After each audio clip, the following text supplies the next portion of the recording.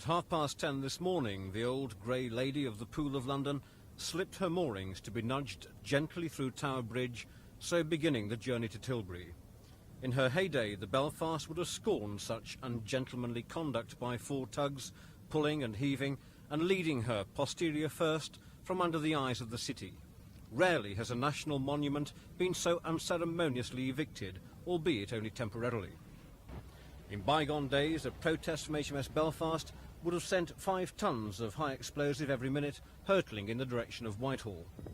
Launched in 1938, she saw service on Russian convoys, fired the first salvos against the Scharnhorst, was used to bombard coastal installations during the D-Day landings, and did the same with great effect in the Korean War.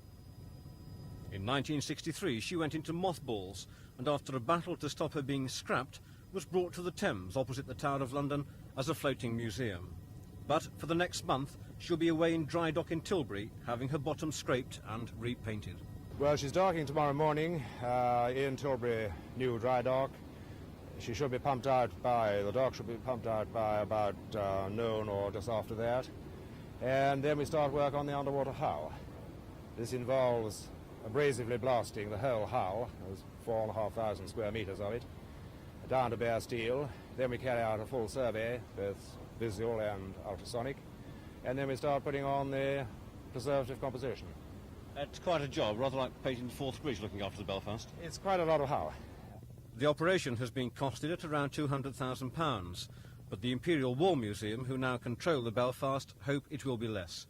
When she comes back and reopens to the public on October the 21st, it'll be the 11th anniversary of her arrival in London as a museum. It will also probably be her last voyage. The treatment of the hull is expected to last for at least 40 years, during which time countless thousands of school children, and no doubt some parents, will hear how the Belfast could, from the Tower of London, lob 6-inch shells onto the runways of Heathrow, how the ship won the War of the North Atlantic single-handed, and how every enemy pilot learned the hard way to show more respect when HMS Belfast was around. Colin Baker for Thames News with HMS Belfast.